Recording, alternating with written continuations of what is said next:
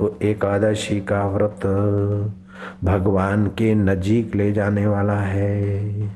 युधिष्ठिर ने पूछा कि प्रभु,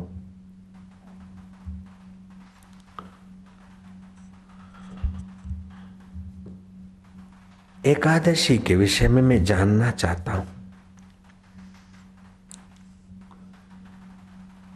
ये कृष्ण पक्ष की एकादशी का नाम क्या है जो कल आने वाली है, उसके विषय में। तो श्री कृष्ण ने कहा इस एकादशी का नाम है योगिनी एकादशी। ये पापों के समूहों को नाश करती है और मनोवांछित फल देने में सक्षम है। इस एकादशी का व्रत करने वाला निष्पाप निरोग होकर जो चाहे उस पद को पा सकता है। इसकी एक कथा सुन, इस कथा को सुनने वाले को भी पुण्य लाभ होता है। अलकापुरी के कुबेर प्रतिदिन भगवान शंभ सदाशिव का पूजन करते और ध्यान करते थे।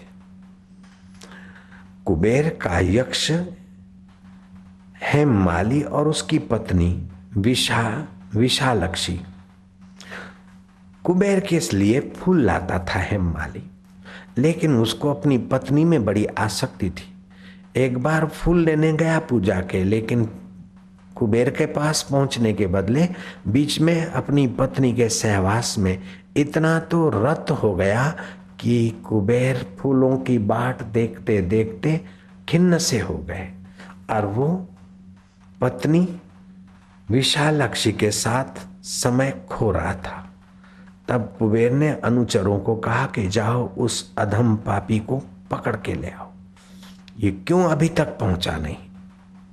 तो उन्होंने बताया कि वो तो इधर आते आते अपने घर चला गया और उसका अपने पत्नी के साथ बड़ा मोह है। कुबेर जान गए कि पत्नी के साथ काला मुंह करके फिर फूल लाने को कैसे लाए। कुबेर ने उसे श्राप दिया। श्री कृष्ण कहते हैं युधिष्ठिर ध्यान से सुनो कि तुम्हारे शरीर को कोड़ घेर ले और अभी अभी अलकापुर से गिरकर जाओ पिशाच की नाई भटको। कुबेर का इतना कहना था और यक्ष हेमामाली कोड़ से घिर गया और अलकापुरी से पतित हुआ। भटकते भटकते मेरुगिरी के पर्वत के नजदीक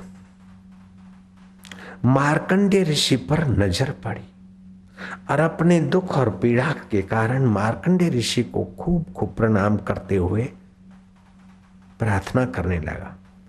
तब मार्कंडेय ऋषि ने कहा कि तेरी ऐसी गंदी स्थिति कैसे हुई। तो इसने बताया कि मेरी ही गलती है, मेरे स्वामी की गलती नहीं, और मैं अपने पत्नी के साथ संसार व्यवहार की अंधी काम वासना में फंस गया था। भगवान के फूल वहीं धरे रह गए थे, इसलिए महाराज मेरी गलती हुई है। मार्कंडेय ऋषि प्रसन्न हुए कि अपनी गलती को मानता है, स्वामी का दोष नहीं निकालता है। इस सच्चाई पर मैं तुझे प्रसन्नतापूर्वक उपाय बताता हूं। हे यक्ष हेमामाली, योगिनी एकादशी का उपवास करने से 88,000 ऋषियों को भोजन कराने का पुण्य प्राप्त होता है। कितने? 88,000 ऋषियों को भोजन कराने का पुण्य होता है।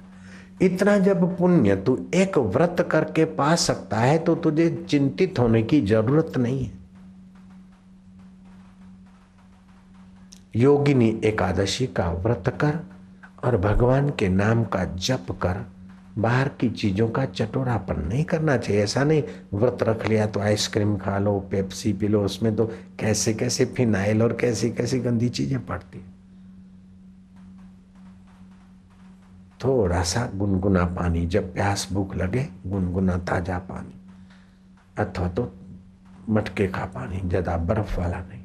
एक आध दो सेव खा लिए तो खा लिए, अंगूर थोड़े खा लिए तो खा लिए, बाकी उपवास। शरीर की शुद्धि, 88,000 ऋषियों को भोजन कराने का पुण्य। और जो बहुत दुबले पतले हैं या डायबिटीज की तकलीफ है या बूढ़े हैं या बीमार हैं या बालक है, उनको मजबूरी नहीं है। बाकी के लोग जो कर सकते हैं एकादशी का व्रत करें।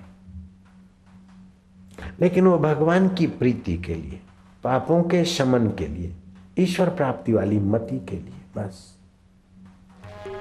नारायण नारायण नारायण।